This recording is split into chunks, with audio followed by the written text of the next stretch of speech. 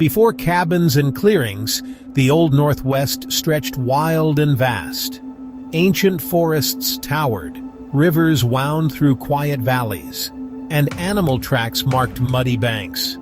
In the dawn mists, birds scattered color over endless green. The land breathed with secrets. Beauty was matched by danger: rattlesnakes in the grass, wolves in the shadows, storms uprooting trees. This was the Old Northwest before the axe and plow, a land on the edge of change. Long before settlers arrived, the Old Northwest was home to powerful native nations. Shawnee and Miami villages dotted the land, thriving at riverbanks and crossroads. They moved with the seasons, hunting, fishing, and gathering, deeply connected to the land. Leaders guided their people with wisdom, balancing survival and respect for nature. But now, rumors spread of a new arrival, one determined to stay. The first settlers came in small groups, following rumors of rich soil and endless timber. They cut paths through the forests, clearing land for cabins and fields. Axes echoed from dawn to dusk, felling trees that had stood for generations. Smoke from burning brush drifted up to meet the morning fog. With each new homestead, the land changed. Forests shrank. Fences rose. Corn and wheat replaced wild grass. Streams were dammed and diverted to power the settlers' mills. Quiet trails became rough roads, the earth beaten down by wagon wheels and cattle hooves. But the changes ran deeper than the landscape. Tensions simmered between newcomers and old inhabitants. The settlers saw the land as empty and waiting, ignoring the native villages and hunting grounds. For native nations, every new cabin was an erasure, a claim staked where others had lived for centuries. Yet still, more settlers came. Word spread back east of cheap land and new beginnings. The forests of the Old Northwest echoed with new voices, new ambitions, and the first rumbles of an approaching storm. In Philadelphia and New York, leaders of the young United States saw the Old Northwest as the future. The new nation was hungry for land. Land for farms, land for towns, land for generations yet unborn. Congress passed the Northwest Ordinance, laying out rules for dividing, selling, and settling these territories.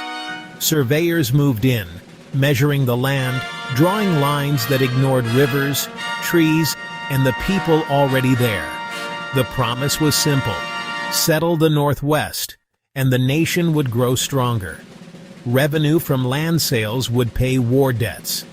New states would rise, loyal to the Union. The map of America would stretch ever further west. But each ambition pushed others aside. For the leaders in Washington, expansion was a right and a duty. They spoke of civilization, progress, and destiny. But for those who lived in the Old Northwest, these words rang hollow. The land was not empty, and the costs of ambition would soon be paid in blood. Behind the new laws and treaties, a collision was coming of cultures, hopes, and histories. The Old Northwest stood on the brink. Native nations saw the growing tide of settlers not as neighbors, but as invaders. The promises of old treaties were broken, replaced by new words and new lines on maps. Leaders like Blue Jacket of the Shawnee and Little Turtle of the Miami called their people to action. They forged alliances, old rivalries set aside in the face of a common threat. Councils gathered in secret clearings. Smoke from signal fires curled above the treetops. Messengers traveled from village to village, carrying news and warnings. Some called for negotiation, hoping to find peace. But most saw little choice: defend their homes or lose them forever. Weapons were readied. Warriors prepared for battle. The forests that had sheltered generations would now become battlegrounds. Every clearing, every stream, every trail became a place of watchfulness and fear. The nations of the Old Northwest had seen outsiders come before, but never in such numbers and never with such hunger for land. Now, as the drums of war sounded, they steeled themselves for the fight that would decide their future. The first shots were sudden. Ambushes on lonely trails, cabins attacked at dawn. Settler families fled burning homes, terrified and desperate.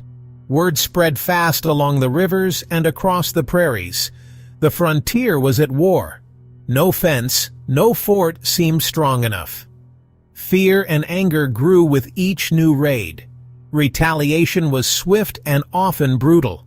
Settler militias formed, riding out to destroy native villages in turn. Crops were burned, stores of food destroyed. The spiral of violence drew in more and more people, each act feeding the next. Lines between soldier and civilian, friend and foe, blurred in the chaos. For the native nations, the cost was high. Families hid in the forests, food grew scarce, and the winter winds carried the cries of the wounded. Yet resistance did not end. Each loss was another reason to fight, another wound to remember. The Old Northwest became a land of fear. Trust vanished. The wild beauty of the forests now hid death, and the rivers ran darker than before. In 1791, the United States sent its army to break the resistance once and for all. Led by General Arthur St. Clair, hundreds of soldiers, militia, and camp followers marched into the forests. They moved slowly, their supply lines stretched thin. Spirits ran high at first, but the land worked against them. Mud, disease, hunger, and exhaustion thinned their ranks. On a cold November morning, native warriors struck. Blue Jacket, Little Turtle, and their allies unleashed a rain of fire from the trees. The Americans, caught by surprise, could barely form lines. In hours, it became a rout. Over 900 Americans were killed or wounded, one of the worst defeats in the nation's history. Panic swept the new country. News of the disaster shocked Congress and the people. How could this happen to the United States Army?